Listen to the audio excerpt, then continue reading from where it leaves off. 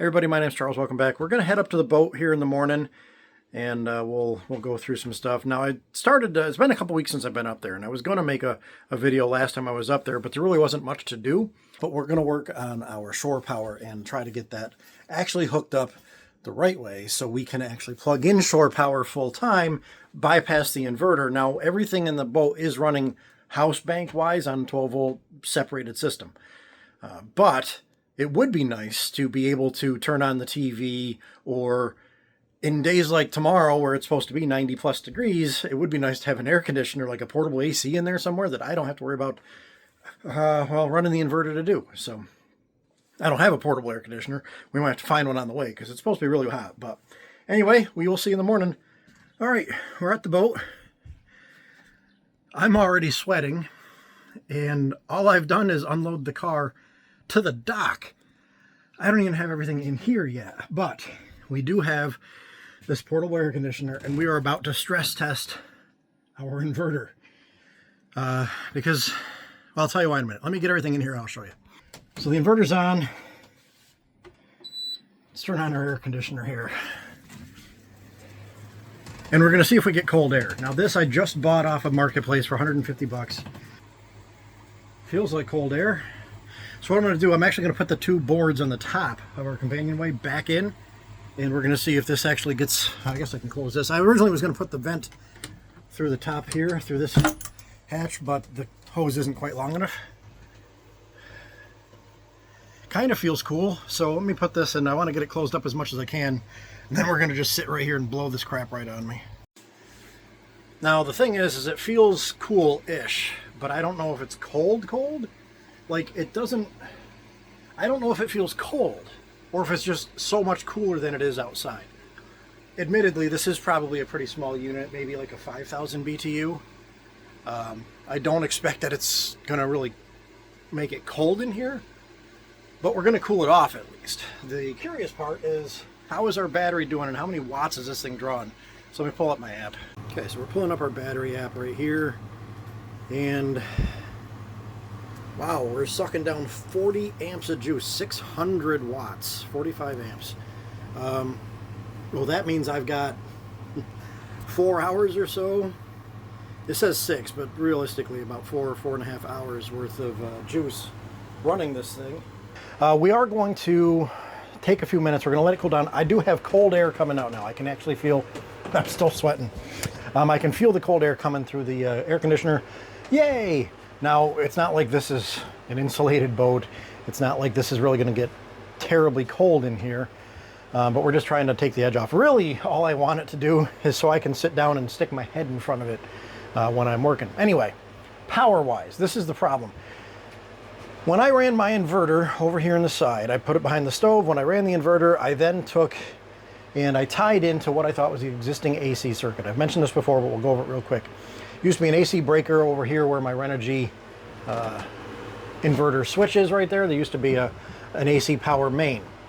I have taken that AC power main and done away with it. And what I thought was the shore power connection, I hooked that with some wire over to my inverter as a, I guess you'll call it as an input. And then I ran another line from my inverter over and tied back into what that AC main was feeding off of. The theory being that the AC could now run off of the inverter, and it is. If you see right here, I've got this extension cord. That's actually what's playing. It's a very heavy-duty extension cord. Don't freak out about the AC. Plus, it's not like I'm not sitting right here watching it. But anyway, the AC part works, but only on this side of the boat, because at some point the AC loads split. I thought they came into the panel from the shore power, went up the starboard side, around the bow, and then came back down the port side, and that's not what happened. It actually wired off back here somewhere. One side went up starboard, one side went up port, and I disconnected all of that. So I don't have any power on the port side of the boat as far as the outlets go. We have an extension cord plugged in the inverter to run like the TV, but we want to get the outlets live. That would be ideal. So we're going to have to investigate the not only the wiring to know where things were going, but also find out where the shore power comes in from. As I mentioned, I have a shore power inlet back here by the cabin top on the port side, and I've got another one in the V-berth. The V-berth one was the only one that was working back when we first put the boat in the water. We tried plugging in here, we had nothing. We plugged in up there, we had power. So we know the bow works, or worked.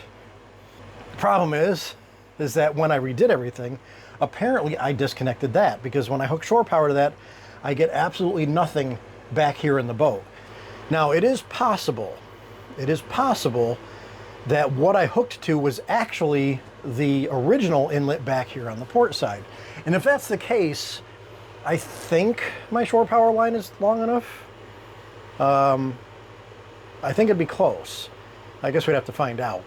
But we don't even know if that's the case. We have to figure out how to do that, and ideally how to do that without catching anything on fire. Now, I cut the wires short where they were, and I taped all the ends of them, but still there's always that chance that something is bare somewhere. The other problem I have is I was originally going to just run this air conditioning right off the pedestal. Most pedestals that I've seen have both a 30 amp and a 110 outlet. These do not. These are 30 amp only, so shore power only. I have a shore power cord, but I don't know if I have a shore power cord adapter anywhere in this boat. We found a lot of stuff in here when we were going through things, and I don't know if that's one of them. Update. Found an adapter. Oh, that didn't take long at all. 110 30 amp. Now the only question is my we may have to go out the front end with this thing, because I don't know if this extension cord is actually long enough to make this work. So anyway, we are going to go plug that in so we can unplug from the batteries and not get too crazy. But I also want to mention, proof of concept, this, whatever it is, this Medea is running fine off of my my 3000 watt Renogy inverter. All right, well, that didn't work. Turns out my adapter is a 20 amp adapter. I don't know why I threw it. I threw it over there somewhere. So instead of fitting in a 30 amp plug, it's designed for a 20 amp plug, which is a slightly smaller hole pattern apparently. So that doesn't work. I did find the shore power cords. So I have a small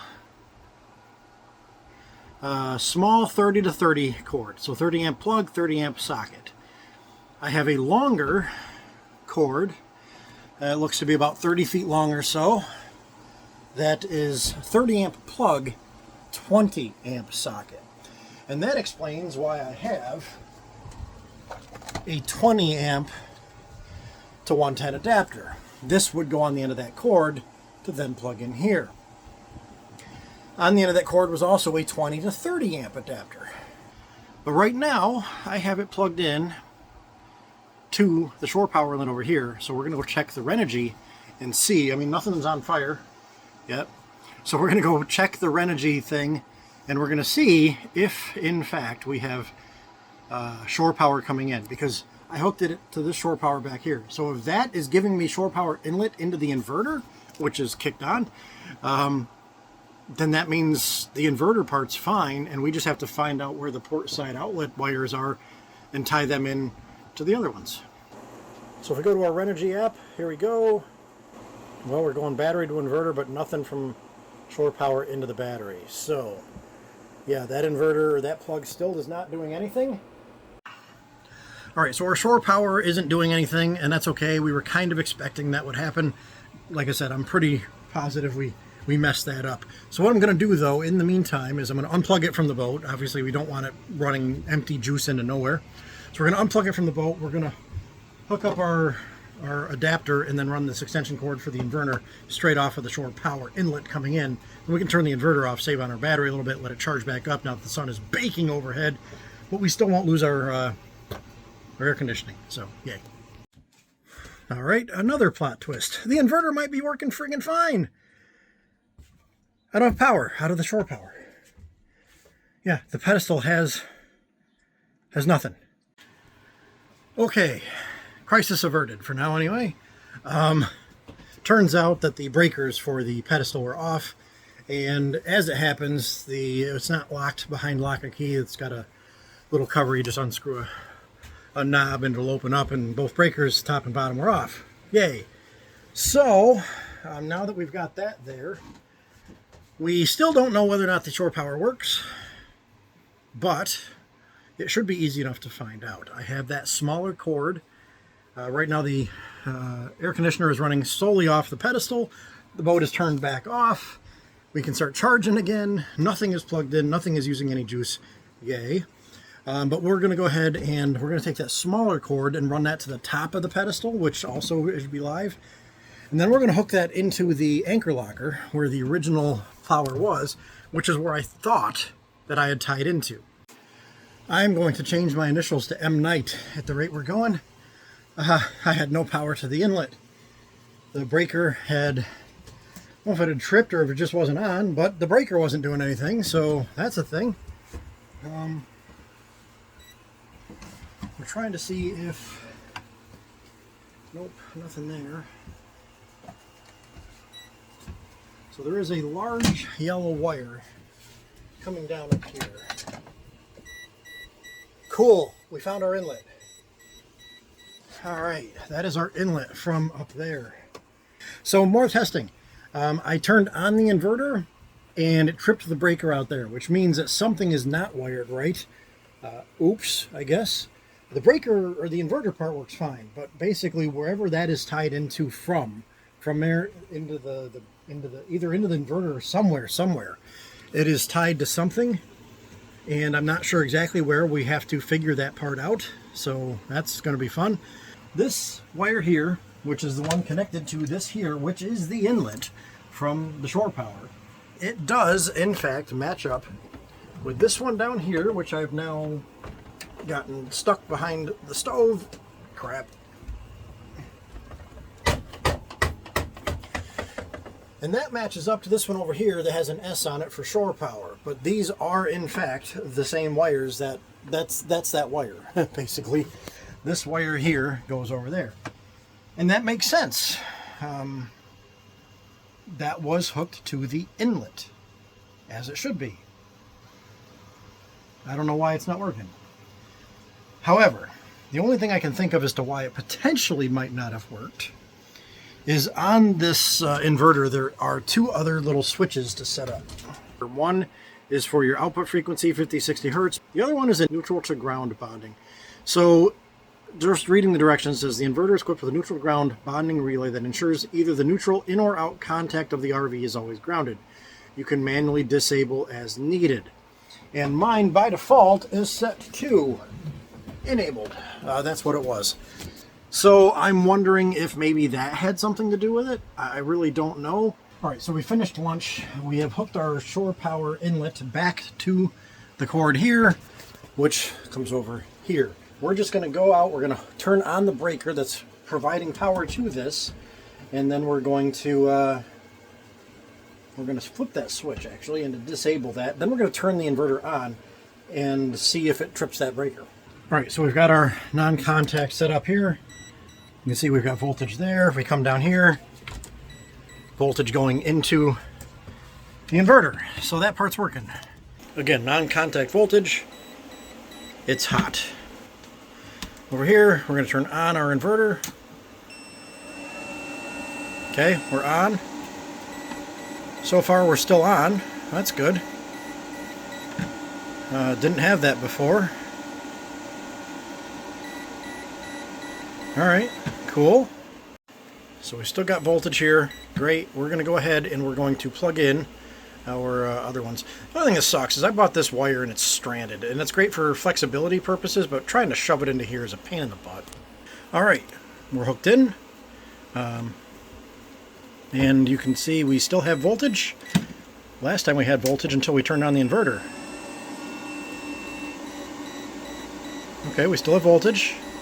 Still have voltage, still have voltage.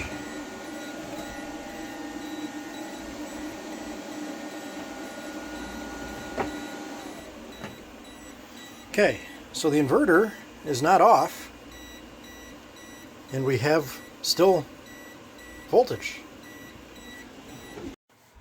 Cool. So it apparently was the neutral ground bond thing that was going on there, which would make sense. I mean, that happens to trip everybody up if you're doing detached electrical work, and I can never remember which is which and how they've got the things hooked. But apparently, having that enabled, that neutral thing was tripping the breaker outside. So by disabling it on the inverter, now we have actual inverter pass-through, which is really cool. So I can put my electrical panel back together, and then we have to trace out where the port side is, because we have to figure out how to tie that into everything else.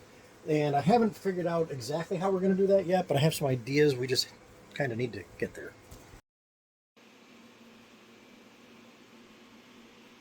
Now I just got back from the bathroom, and walking down the dock, over and then down to the bathroom and then back, it takes a lot out of you in this kind of heat when you're, you know, in pain and not in shape. But I'm glad the inverter's working. So far so good. That's great. Before I put everything back though, two things. We still have to put our clamps back on. We may have to actually move our inverter over a tiny bit from where it is, but I want to try to get it a little bit closer to the right side of the wall where the sink is. I kind of centered it last time, and it made really tight quarters for plugging anything into the outlets. Now, ideally, we won't need to do that anymore, but the other thing we have to do is we have to figure out where the wires are going for these outlets. So there's an outlet there. This power strip, I don't know where it's going.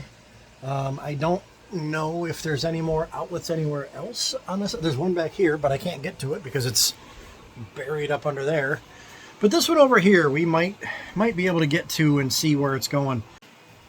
And in the spirit of things not hooked up, the V-berth outlets aren't working either. Even though I thought they were all on the port or the starboard side, which is what everything. Like literally, I've got one outlet that works over here. Like what the hell, people? Anyway, I'm gonna clean off over here, and we're gonna go investigate where this wire goes and see if we can trace out where it ended up, and see if maybe we can find a spot to get to it. Now, another thing I never checked. If I turn the inverter off, do I lose my pass-through? Yep. Which is all right. If you think about it, we really don't need to turn it off. It's not drawing juice out of the batteries. The fan kicking on every so often, as loud as it is, gets kind of annoying. But really, we don't need to turn it off since it's not drawing anything off the batteries. So I guess we can leave that on all the time, which is pretty cool. The only thing we'll have to worry about with that is I'm not going to leave shore power plugged in all the time. I'm not running AC full time. I don't have anything in here that needs to run full time. So for me, when I leave, I will, and I'll probably actually just turn the breaker off. I probably won't actually unhook the shore power. I could. It's not like it takes long to do it, but it's actually faster just to unhook the, or, you know, flip the breaker, really. Walk by, flip the breaker, problem solved. So I may just do that, leave everything hooked up, and flip that off. The only problem with that is I have to manually turn off the inverter before we leave, just so it's not on drawing the battery down. Now the batteries will hold up to that. It's got plenty of juice to do that. I mean, we're already back up to 96% now anyway. So in the short time we've been here, in the few hours we've been here, and with the hour we've drawn it down with that that massive air conditioner load, we're still doing pretty good. We're back up to 96% on the battery. All right, so that big cord goes down through there. I don't see it in here though. You see a big yellow cord in here anyway? Oh, wait, there's one right there. Hang on. Hang on. There is one right here. And we don't know where it's going. But this might be the passenger side here, the port side wiring. Those are battery chargers. This is the heavy yellow cord that looks to be going that way. All I need to do is figure out which of these is from the inverter and then just tie these all together, and then we're good to go. But the problem is I don't know if in here I have anything that can do that. But in theory, that's all we need to do to get the port side lit up. I don't know about the rest of the boat, but this one, at the very least, I know is that yellow cord right there, which goes up underneath in there. There's actually way up under there. There's actually that cord is right, you can just see it right there at the very top, painted over white, and that goes into that outlet there. I do know that that outlet also comes up and over into this power strip. Somebody had cut the end off and wired this power strip directly into the backside of that outlet. So that'll get this outlet working, that'll get this power strip working. The curious part though is that V-berth. I'm not sure where the V-berth runs in. I'm not sure where they tie into. I'm not sure how that all works, because this line comes down out of this outlet and then just seems to come this way. I don't know how anything goes that way. That's kind of the unknown. But we're going to start with this one and see if we can figure out where this one. Let's go through our box of electrical stuff.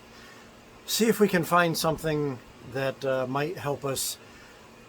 I don't think I have any three-way Wagyu connectors, but that would be really handy right about now.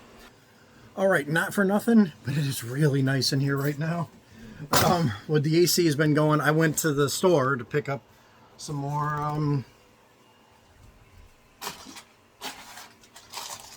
these things. So they are lever connectors. Now these are not Wagyu connectors or whatever, but same thing. They're basically lever lock wire connectors. And I needed some that have 3 spots. So I have 2 wires, right? I have a new wire and then I have the existing wire. I can cut that and then I have 1, 2 in the new one. So I need 3 connectors. So, but anyway, I was gone for like an hour. I came back probably an hour and a half and I left the AC running. Now the sun has moved around this way, so you might be able to tell it's a little bit shadier over here. But between that and the AC been running the whole time, even with the hatch open and not actually like blocked off, which would be better, even with that open, I mean, it's so much nicer than outside. But then again, it was telling me it was 99 degrees in the car. So anyway, I have my connectors. We are going to try to get this side done. I'm not sure how. Well, we need to make sure that it's going to be on the output side. So I don't have to worry about turning off the shore power. I just have to turn off the inverter, which unfortunately will turn off the shore power. But that will turn off the feed going from the inverter to that one. So we'll know which one goes to the outlets. So we might get a little warm for a little bit here, but at least we'll be able to tell. So let's see here. Turn you around. Okay, inverter's going off. Yep, see, there it goes. Now we'll take our meter. Now one of these still got power, the other one nothing. This is the output. Input, still power, output nothing. So we come down here. Okay, so this one's live, this one, and then this one is not live. So this right here, I have a lot of extra wire in there. So this one right here is our one that goes across. So this is the one we have to tie into. So we're just going to cut this. Yeah, easy enough. All right, there we are. We've got our, from the inverter, this one goes up to the panel, or more accurately goes up to the outlets over there. And then this yellow one is the one we hooked up, which we're pretty sure goes over there. So let's turn the inverter back on. It is crazy how much warmer it got in here without that air conditioner on. Oh, that's better. Okay, now, moment of truth. Let's try the TV. The HDMI is right there. Here's the power cord for it. It's almost long enough, but long enough to at least test. I see a flickering light. Hey, look at that. We've got power over here. So, yeah. Cool.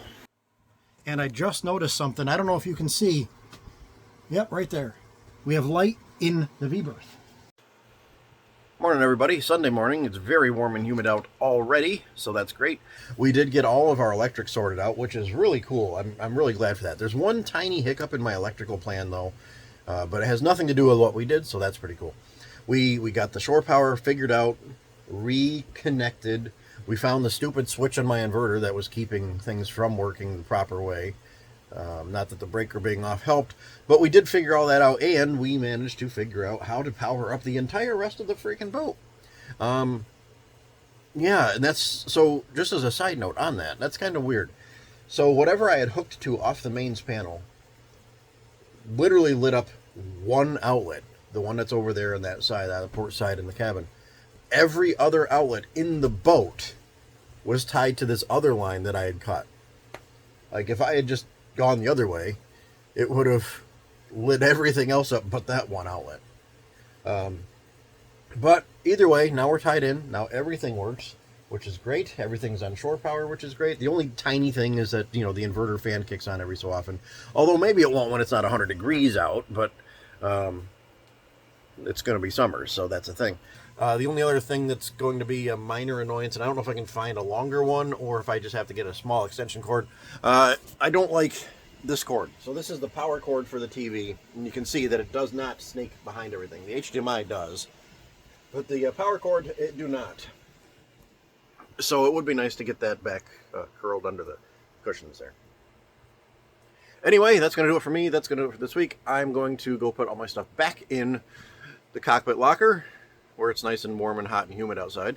I am going to drain my air conditioner in here, and then I'm going to go take a shower and go home. Take care, thanks for watching, and we'll see you next time.